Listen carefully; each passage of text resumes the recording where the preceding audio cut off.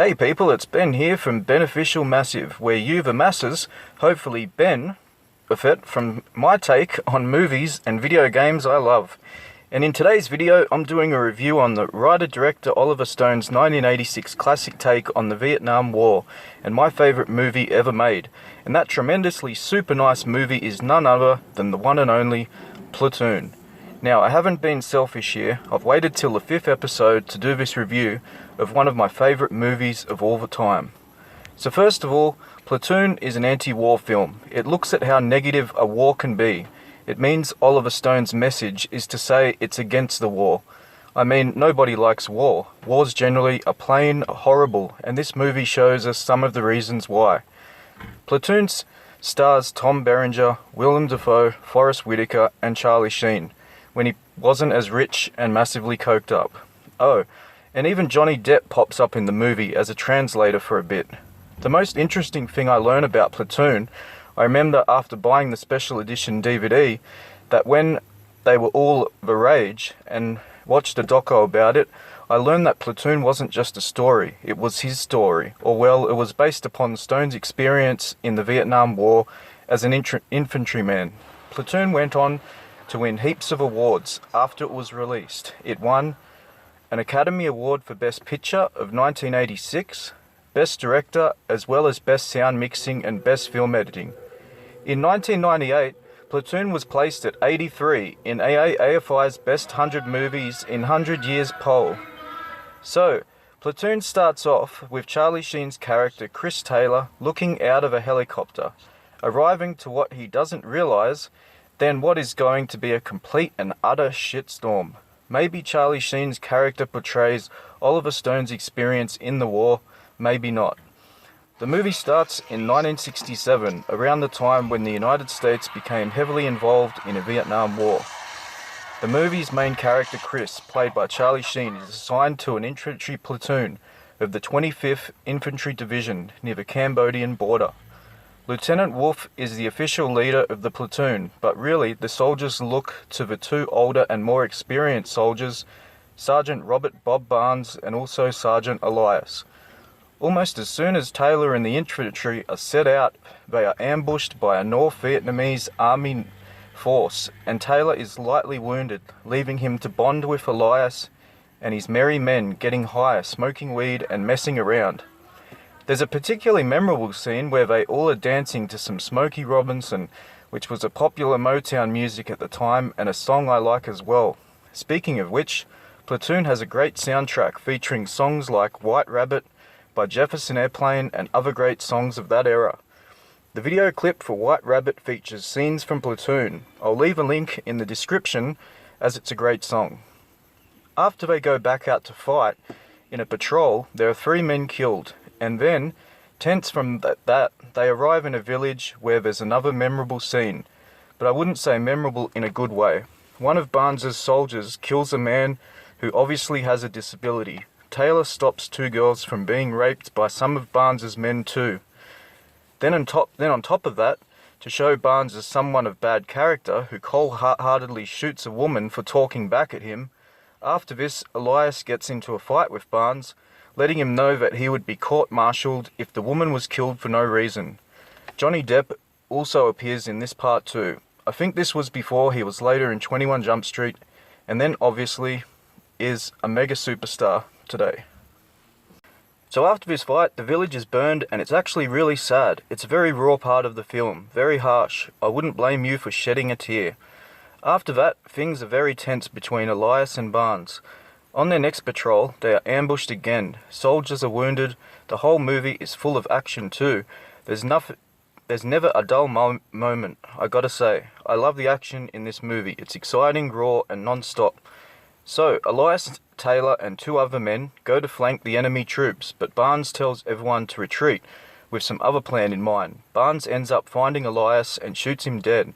But wait, he's not dead. Then in probably the most memorable and climax part of the film, the platoon escapes on a helicopter, after Barnes telling Taylor that Elias was dead, and the platoon spots Elias heavily wounded being chased by the Vietnamese soldiers who killed him. In this scene where Elias is killed, Oliver Stone said they wanted his arms reaching up to show 2 things. that he's reaching up to heaven and he's reaching up to the helicopter. After this, Taylor realizes Barnes lied to him, making him guilty of helping kill Elias. Next, Taylor is out for revenge. He talks to the group, saying they should frag Barnes in retaliation. Barnes confronts Taylor after hearing him and cuts near his eye. So after that, they are sent back into the front line, where later that night a major NVA assault occurs. But to cut a short story, which is what I'm going to do, I've basically given a rundown of Platoon's story and wanted to stop there so everyone watching this who hasn't seen it can go find out what happens. I don't want to give away everything, so I thought that would be a good spot to stop talking about the story. Platoon has everything. Superb quality acting, a great story in a tragic, harsh time. It's a harsh piece with truth from a Vietnam War veteran. And there's also, for the eye, lots of parts where there's no talking or action, just beautiful scenery shot with great cinematography. The movie contrasts the beauty of the Vietnamese landscape against the horror of the modern warfare.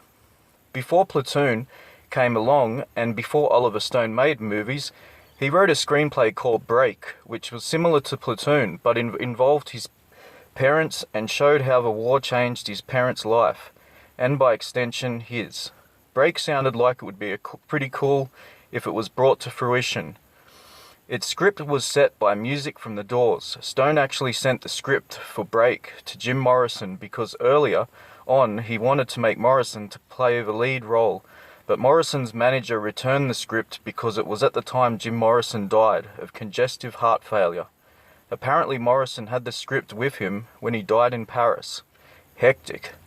So now comes the time in the show where we're going to talk about some interesting facts and things fans or newcomers to Platoon might not know. Number 1.